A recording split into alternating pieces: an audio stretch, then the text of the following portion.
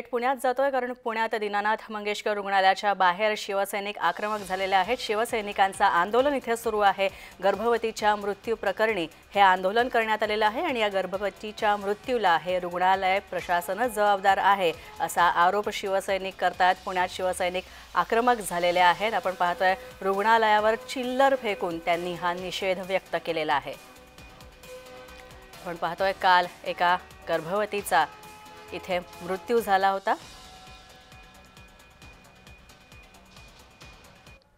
ज्या प्रकारे हे जे रुग्णालय आहे दीनानाथ मंगेशकर त्यांना शासनाने 1 रुपया नाममात्र दराने ही जमीन दिलेली आहे आणि त्यांनी संपूर्ण महाराष्ट्रातनं नव्हे तर देशातनं नव्हे तर आंतरराष्ट्रीय देणग्या हे हॉस्पिटल बांधण्यासाठी गोळा केलेल्या आहेत। आमची पिंपरी चिंचवड महानगरपालिका त्यावेळेस मी विरोधी पक्षनेता होते, मला माहिती आहे, मी गटनेता होते, त्यावेळेस त्यांनी 1 कोटी रुपयाची 75 लाख रुपयाची थैली या रुग्णालयात दिलेली आहे। आपण बघतो की चॅरिटेबल ट्रस्ट आहे, एवढं मोठं नाव आहे। स्वर्गीय लता दीदींनी हे गरीब लोकांसाठी हे रुग्णालय बांधलेलं होतं, परंतु इथं तसं काही होताना दिसत नाहीये। प्रचंड पैशासाठी या रुग्णांच्या जीवाशी खेळलं जातं अशा प्रकारच्या तक्रारी आमच्याकडे गेले अनेक दिवस आलेल्या आहेत।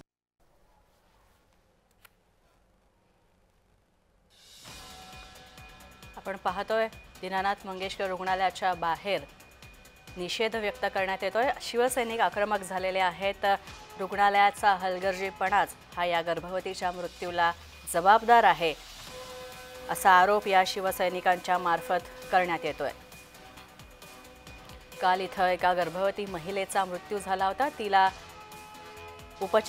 उपचार करणं नाकारलं होतं। आधी फी भरा, आधी पैसे भरा, नंतरच उपचार करू, नंतरच शस्त्रक्रिया करू अशी भूमिका रुग्णालय प्रशासनाची होती आणि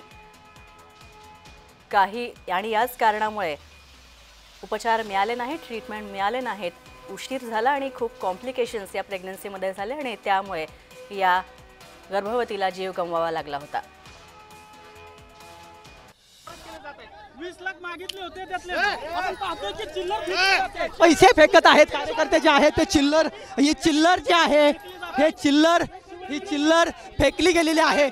याड्रीकर यांच्यावरती ही चिल्लर जी आहे ती कार्यकर्त्यांनी फेकलेली पाहायला मिळते। आपण जर पाहिलं तर ही चिल्लर आहे, ही चिल्लर या सगळ्या कार्यकर्त्यांनी याड्रीकर यांच्यावरती फेकलेली आहे। कारण का ज्या पद्धतीने हा सगळा रोष जो आहे तो व्यक्त केला जातोय आणि या रोषाच्या माध्यमातून मोठ्या प्रमाणामध्ये जे आहे ते या सगळ्या कार्यकर्त्यांकडून रोष व्यक्त केला जातोय। तर ही चिल्लर जी आहे ती चिल्लर आता फेकलेली पाहायला मिळते।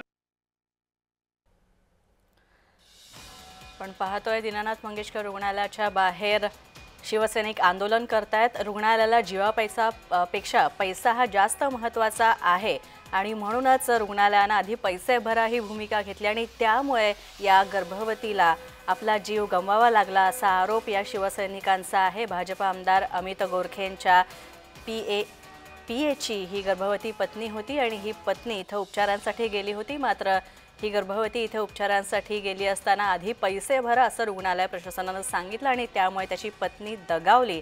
उपचार वेळेवर मिळाले नाहीत आणि त्यामुळे गरोदरपणात हे कॉम्प्लिकेशन्स, ही गुंतागुंत निर्माण झाली। सर, एक मग सगळ्यांना सांगतो की ह्या प्रकरणाची शासनाकडे आम्ही पूर्णपणे अहवाल पाठवलेला आहे, ती प्रोसेस चालू आहे, त्यामुळं आता आम्हाला काही त्याच्याविषयी बोलता येणार नाही। तुम्ही पूर्ण माहिती का सांगत नाही? तुम्ही खरी माहिती पूर्ण माहिती का देत नाही? तुम्ही सांगताय अर्धवट माहिती आहे, पूर्ण माहिती तुम्ही का देत नाही? तुम्ही पूर्ण माहिती का देत नाही? सर 10 लाख रुपये मागितले होते सर। एकाने सर, तुम्ही पूर्ण माहिती दिली पाहिजे, तुमचं हे काम आहे। तुम्ही अर्धवट माहिती आहे सांगताय तर तुम्ही सांगा ना मग, हे खरं आहे हे खोटं आहे। तुम्ही स्पष्टीकरण द्या, काय म्हणणं त्यांना बोलू द्या। आता तुमचं नाव सांगा सर। सर, स्पेसिफिक आरोप आहे, तुमची चिठ्ठी एक व्हायरल झाली आहे ज्याच्यावरती तुम्ही काय हे द्यायचं ना द्या, पहिले त्यांचं निवेदन द्या ना। तुम्ही का दबाव टाकता? तुम्ही सांगू नका। सर एक चिठ्ठी तुमची व्हायरल झाली आहे ज्याच्यावरती 10 लाख रुपये मागितले, तुमची भूमिका तर आपण हे दृश्य पाहतोय की यांना निवेदन जे आहे ते निवेदन दिलं जात आहे, निवेदन हे स्वीकारलं जात आहे आणि ही दृश्य आपण पाहतोय की रुग्णालयात मिळणाऱ्या वागणुकीबाबत हे सगळं निवेदन जे आहे ते शिवसेना उद्धव ठाकरे गटाकडून दिलं जात आहे आणि मोठ्या प्रमाणामध्ये हे सगळे कार्यकर्ते आक्रमक झालेले होते. हे डॉक्टरांना हे सगळं निवेदन पोहोचवलं जात आहे. ही सगळी दृश्य जे आहे ते आपण रुग्णालयातली पाहतोय. शिवसैनिकांशी बातचीत देखील हे दीनानाथ हॉस्पिटल चला मॅडम आता हॉस्पिटल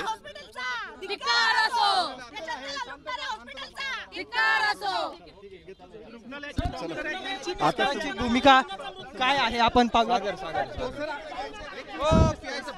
त्यांना बोलायचं आहे. तुम्हाला उत्तर द्यावं लागेल कारण तुमच्या रुग्णालयावर गंभीर आरोप होत आहे. 10 लाख रुपयाची मागणी केली असा आरोप केला जातो. या सगळ्या प्रश्नाची उत्तर तुम्हाला द्यावी लागतील. सांगितल्याप्रमाणे दीनानाथ रुग्णालय आत्ता शासनाकडं त्याचा पूर्ण अहवाल देत आहे. त्याच्यावर शासनाची जी त्यांना माहिती हवी ती पूर्ण दिल्याशिवाय याविषयी आत्ता आम्हाला काही बोलता येणार नाही. तरी सुद्धा दीनानाथ रुग्णालय याविषयी माध्यमाला योग्य माहिती देईल. पूर्ण माहिती का देत नाही तुम्ही पूर्ण माहिती का देत नाही? अनामत रक्कम 10 लाख रुपये मागितली त्याची रिसिप्ट सुद्धा समोर आली. त्यावर तुमचं काय स्पष्टीकरण आहे? मी एवढंच सांगतो आत्ता याविषयी आत्ता कारण हा विषय तसा मेडिकल संबंधी गुंतागुंतीचा आहे. आत्ता पूर्ण माहिती दीनानाथ रुग्णालयाकडनं जी शासनाला गेलेली आहे त्याच्यानंतर आम्ही तुम्हाला योग्य ते निवेदन देऊ. पूर्ण माहिती का देत नाही? पूर्ण माहिती का देत नाही? तुम्ही का लपवताय? आणि ते पण पेशंट समोर मागणी केली त्याचंच पेशंटने टेन्शन घेतलं. मला वाटतं मी स्पष्ट केलेलं आहे. मुख्य 10 लाख रुपये संदर्भात काही बोलत नाही. तुम्ही तेच सांगताय स्पष्ट आणि आमचा खरं आणि थेट स्पष्ट आहे. 2.5 ते 3 लाख रुपये देण्याची त्याची तयारी होती. असं असताना देखील तुम्ही 10 लाख रुपये मागितले. त्यांच्याकडे 10 लाख रुपये नव्हते त्यामुळे रुग्णाला दुसरीकडे शिफ्ट करावं लागलं आणि त्यामुळे हा संपूर्ण प्रकार घडला असा आरोप केला जातो. 10 लाख रुपये डिपॉझिट करा. मी आता परत हेच स्पष्ट करतो की जी माहिती आलेली आहे ती दिशाभूल करणारी अर्धवट आलेली आहे. पूर्ण माहिती रुग्णाचे नातेवाईक खोटं बोलतायत असं म्हणायचं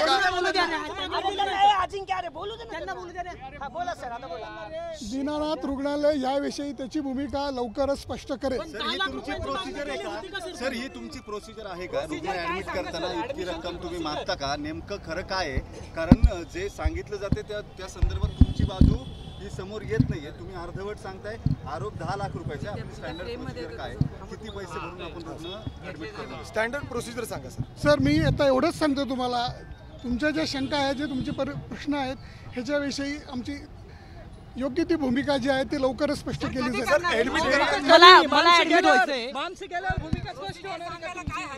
सर रुग्णालयाचे तुमचे जे घैसास डॉक्टर आहेत त्यांच्यावर देखील गंभीर आरोप केले जात आहेत.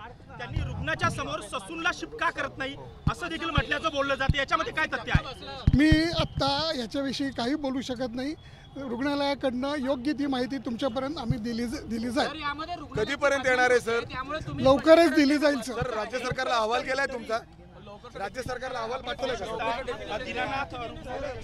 त्यांनी स्पष्ट केलेलं आहे की राज्य सरकारला अहवाल जो आहे तो रुग्णालयाकडून दिला गेलेला आहे. रुग्णालयाला अहवाल पोहोचलेला आहे. आपण जर पाहतोय की हे सगळे रुग्णालयाच्या आवारामध्ये पोलीस प्रशासन जे आहे ते मोठ्या प्रमाणामध्ये आहे आणि हे डॉक्टर आता पोहोचलेले आपल्याला पाहायला मिळत आहेत. कारण का त्यांना निवेदन स्वीकारण्यासाठी या ठिकाणी बोलवलेलं होतं आणि हा सगळा रुग्णालयाचा परिसर जो आहे तो सध्या पोलिसांच्या छावणीमध्ये आपण पाहतोय आणि अगदी पोलीस संरक्षणामध्ये जे आहे ते या डॉक्टरांना या ठिकाणी आणण्यात आलं. त्यांच्याकडून निवेदन स्वीकारलं गेलं आणि त्यानंतर त्यांना पुन्हा एकदा पोलीस संरक्षणामध्ये जे आहे ते आतमध्ये दवाखान्यात त्यांना सोडलं गेलेलं आहे. त्यामुळे मोठ्या प्रमाणामध्ये हा सगळा रोष जो आहे तो व्यक्त केला जातोय आणि यामध्ये जे दोषी आहेत तर त्यांच्यावरती कुठली कारवाई भविष्यामध्ये हे करणार आहेत का हे सांगण्यासाठी या डॉक्टरांनी टाळाटाळ केलेली पाहायला मिळते. कारण का ज्यावेळेस डॉक्टरांना विचारलं जात आहे या सगळ्याबाबतचं स्पष्टीकरण विचारलं जात आहे त्यावेळेस या डॉक्टरांकडून सांगितलं जात आहे जे माध्यमांमध्ये बातम्या चालत आहेत त्या अर्धवट आहेत. परंतु नेमकी खरी माहिती काय आहे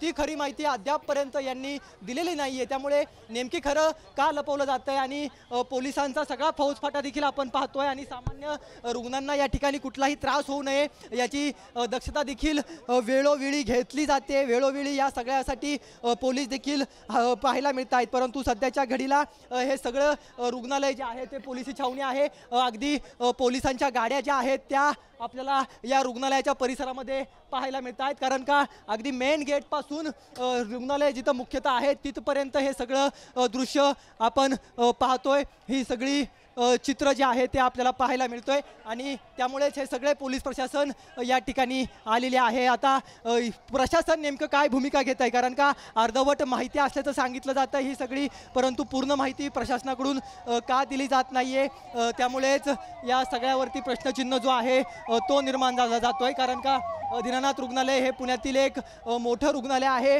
पुण्यातील एक नामांकित रुग्णालय म्हणून दीनानाथ रुग्णालयाला पाहिलं जातं आणि जर का अशा प्रकारे पोलिसी छावणीचं स्वरूप जर का या रुग्णालयाला आलं असेल आणि डॉक्टरांकडून पूर्ण माहिती जी आहे ती लोकांपर्यंत दिली जात नसेल, नेमकं तथ्य काय आहे याचा खुलासा जर रुग्णालय प्रशासन करत नसेल, कारण का त्यांनी आता काही वेळापूर्वी सांगितलेलं आहे की काल रात्री या सगळ्या केस संदर्भातला अहवाल जो आहे तो शासनाला आम्ही पाठवलेला आहे, अशा प्रकारचं मत या डॉक्टरांनी व्यक्त केलेलं आहे। त्यामुळे या अहवालात नेमकं काय आहे, 10 लाख रुपये मागितले गेले का हा प्रश्न वारंवार त्यांना आपण विचारला तर त्याच्यावरती कोणतंही उत्तर दिलेलं नाही आहे। त्यांची स्टँडर्ड प्रोसिजर नेमकी काय आहे, एखादा रुग्ण जर का दवाखान्यामध्ये दाखल होणार असेल तर मात्र तिथं आल्यानंतर त्याच्या आजारावरती किती रुपये घेतले जातात, अनामत रक्कम डिपॉझिट म्हणून किती रक्कम घेतली जाते हे देखील आपण त्यांना विचारलं, परंतु याचं देखील उत्तर ते देऊ शकले नाही। त्यामुळे हा सगळा घोळ पाहायला मिळतो आणि त्यामुळेच पोलिसी छावणीचं स्वरूप या संपूर्ण परिसराला आलेलं आहे, कारण का कमालीची आक्रमकता या सगळ्या घटनेनंतर पुण्यामध्ये पाहायला मिळते। पुण्यातील अनेक रस्त्यांवरती अशा पद्धतीची आंदोलनं भविष्यामध्ये कार्यकर्त्यांकडून केली जाऊ शकतात आणि त्यामुळेच या ठिकाणी मोठ्या प्रमाणामध्ये पोलिसांचा बंदोबस्त जो आहे तो लावलेला आहे आणि पोलिसांच्या बंदोबस्ताच्या माध्यमातून हे सगळी आपण पाहतोय की परिस्थिती जी आहे ती हाताळली जाते आणि ही परिस्थिती हाताळण्यासाठी पोलिसांनी अधिकची कुमक मागवलेली आहे, कारण का हे हॉस्पिटल पुण्यातील मोठं हॉस्पिटल आहे आणि केवळ धनदानगे सेलिब्रिटीज या हॉस्पिटलमध्ये ॲडमिट असतात असं चित्र आता पाहायला मिळतं आहे। जर का गरीब रुग्णांना अशा प्रकारे उपचार मिळत असतील आणि व्यवस्थित त्यांची जर का देखभाल केली जात नसेल तर ही सगळी बिल्डिंग जर आपण पाहिली तर जवळपास 9 एकरांमध्ये हा सगळा दवाखाना आहे। अगदी इथपासून ते शेवटपर्यंत आपण जर पाहिलं तर जवळपास 9 एकरांमध्ये हा संपूर्ण दवाखाना आहे आणि केवळ 1 रुपयामध्ये शासनाने जागा जी आहे ती या दवाखान्याला दिलेली आहे। 99 वर्षाच्या करारावरती ही संपूर्ण जागा शासनाने दिलेली आहे। जवळपास 9 एकराचा हा सगळा परिसर केवळ 1 रुपयात यासाठी दिला गेला की भविष्यामध्ये गोरगरीब जनतेवरती उपचार जे आहेत ते या धर्मदाय आयुक्ताच्या माध्यमातून मोफत या ठिकाणी व्हावेत, परंतु शासनाची जमीन घेतल्यानंतर इतकं मोठं प्रशस्त हॉस्पिटल बांधल्यानंतर जर का अशा प्रकारे दुर्दैवाने पैशांअभावी जर का एखाद्या मातेचा मृत्यू होत असेल आणि तिच्या 2 मुली ज्या नक्कीच रोहन, खरंच रुग्णालयाच्या बाहेर तणावाचं वातावरण आहे आणि आणखी परिस्थिती चिघळू नये यासाठी कडेकोट पोलीस बंदोबस्त आता वाढवण्यात आलेला आहे। आपण या सगळ्या संदर्भातले अपडेट्स घेतच राहूत, काय आणखी डेव्हलपमेंट्स येतात ते आपण तुझ्याकडनं जाणून घेऊ, तू याच्यावर लक्ष ठेवून राहा। तुर्तास धन्यवाद।